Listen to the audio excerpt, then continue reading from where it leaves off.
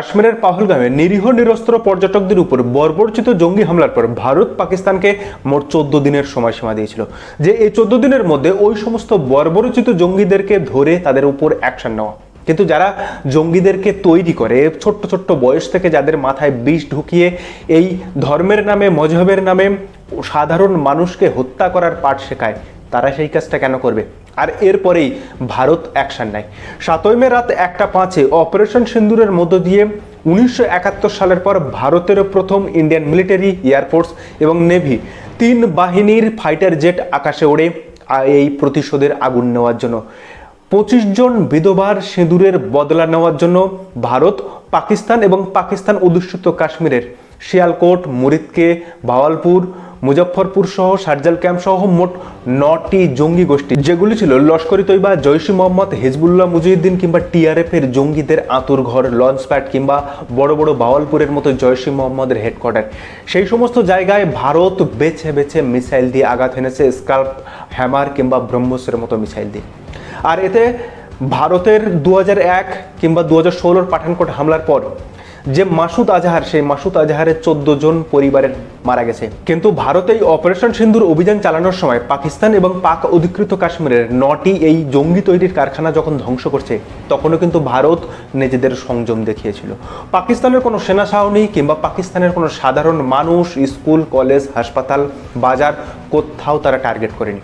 কিন্তু পাকিস্তান নিজেদের জঙ্গি তৈরির কারখানা নষ্ট হয়ে গেছে বলে তাদের মাথা এতটাই খারাপ হয়ে গেছে যে তারা এখন ভারতের সাধারণ মানুষের উপরে আঘাত হানতে শুরু করেছে। 7ই মে বুধবার সকালে পুঞ্চ এলাকাতে এমনভাবে তারা হামলা চালায় যার কারণে 12টা সাধারণ মানুষ মারা গেছে, যার মধ্যে 4টে শিশু যাদের বয়স 7 থেকে 14 বছর মাত্র। বাচ্চা বাচ্চা ছেলে মেয়েগুলোর প্রাণ গিয়েছে। এছাড়া এই হামলায় পুঞ্চ এলাকায় শিখদের ধর্মস্থান এবং খ্রিস্টানদের এক মিশনারি স্কুলও ক্ষতিগ্রস্ত হয়। 42-এর উপর মানুষ আহত হয় এই বর্বরচিত হামলায়। কিন্তু এখানেই এই কাপুরুষ পাকিস্তান কিন্তু থেমে থাকেনি। ওই দিন রাত্রে শ্রীনগর, জম্মু, কাটরা, পাঠানকোট, অমৃতসর, জলন্ধর, লুধিয়ানা, ভাটিন্ডা এবং ভুজ সহ মোট 15টি সেনা ঘাঁটি লক্ষ্য করে পাকিস্তান মিসাইল ছোড়ে।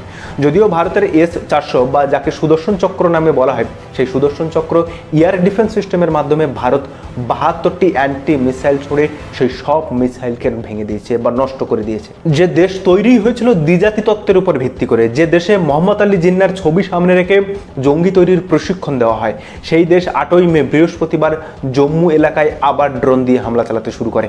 দ্রুত ভারতীয় সেনাবাহিনী জম্মু, পাঠানকোট এবং পুঞ্চ এলাকায় ব্ল্যাকআউট করে দিয়ে সেই সমস্ত ড্রোনগুলোকে এয়ার ডিফেন্স সিস্টেমের মাধ্যমে সেগুলো রিটালিয়েট করে। আর জম্মুতে ওই হামলার পর ভারত যখন এয়ার ডিফেন্স সিস্টেমের মধ্য দিয়ে ওই ড্রোনগুলোকে রিটালিয়েট করছিল, ঠিক সেই সময় ধর্মশালায় আয়োজিত হয়েছিল পাঞ্জাব এবং দিল্লি ক্যাপিটালসের মধ্যে ম্যাচ। পাঞ্জাব আগে ব্যাট করছিল, 10 ওভারে 122 রান করেছে। তখনই পাঞ্জাবের ধর্মশালাতে সেই স্টেডিয়ামের সমস্ত লাইট বন্ধ করে দেওয়া হয়, দর্শকদেরকে স্টেডিয়াম ছেড়ে ঘরে ফিরতে বলা হয় এবং টোটাল ম্যাচটা বন্ধ করে দেওয়া হয়। কিন্তু এখানেই ওই কাপুরুষ পাকিস্তান কিন্তু থেমে থাকেনি। কানকাটা ছাগলের মতো রাজস্থানে একটা F-16 এবং 2টো M-17 নিয়ে আবার হামলা করতে আসে। কিন্তু ভারতীয় ফাইটার জেট, ইন্ডিয়ান এয়ারফোর্সের ফাইটার জেট মাঝ আকাশে 3টি বিমানকেই ধ্বংস করে দেয়। বর্তমান পরিস্থিতিতে যা দাঁড়াচ্ছে তাতে ভারত এবং পাকিস্তান যুদ্ধের দিকে অগ্রসর অলরেডি হয়ে গেছে। যুদ্ধ কোনো দিন কোনো দেশকে এগিয়ে নিয়ে যায় না, বরং 10টা বছর করে পিছিয়ে দেয়। স্বাধীনতার পর থেকে ভারত চিরকাল পাকিস্তানের সঙ্গে সম্পর্ক ভালো করতে চেষ্টা করেছে, কিন্তু পাকিস্তান বারবার পিছন থেকে ভারতের পিঠে ছুরি বসিয়েছে। তাই নিজের সংযমী এবং সংযত থাকার বার্তা ছেড়ে ভারতকে এবার এগিয়ে ফরওয়ার্ড করতে হবে, কারণ ডিফেন্স করে এই ম্যাচ আর জেতা যাবে না। এই ক্ষেত্রে এই ম্যাচে attack is the best defence, আর সেটা পাকিস্তানকে এমনভাবে দিতে হবে যেন পাকিস্তান সারা জীবন মনে রাখে, পাকিস্তানের আগত প্রজন্ম যেন বারবার মনে রাখে যে ভারত বোরের পিছনে যদি আমরা লাগতে যাই তবে আমাদের লুঙ্গি তো খুলবে, প্যান্টও খুলে নেবে ভারত। যে দেশের সেনাপ্রধানরা জঙ্গির ডেড বডির উপরও দেশের জাতীয় পতাকা দেয়, যে দেশের সেনাপ্রধানরা জঙ্গিদের শেষকৃত্যে দাঁড়িয়ে থেকে অংশগ্রহণ করে, সেই দেশের ইতিহাসে বোধহয় জায়গা নেই। সেই দেশের ইতিহাসে জায়গা থাকা উচিত বলে আমি মনে করি না। এই দেশ যেন এমন শিক্ষা ভারত এবার দেয় যে এরা বারবার বুঝবে। স্বাধীনতার পর থেকে এখনো পর্যন্ত 4বার ভারতের সঙ্গে লড়েছে, প্রত্যেকবার নাকানি চুবানি খেয়ে হেরেছে এবং দ্বিতীয় বিশ্বযুদ্ধের পর সবচেয়ে বেশি 93,000 পাকিস্তানের সৈন্য একসঙ্গে স্যারেন্ডার করেছে।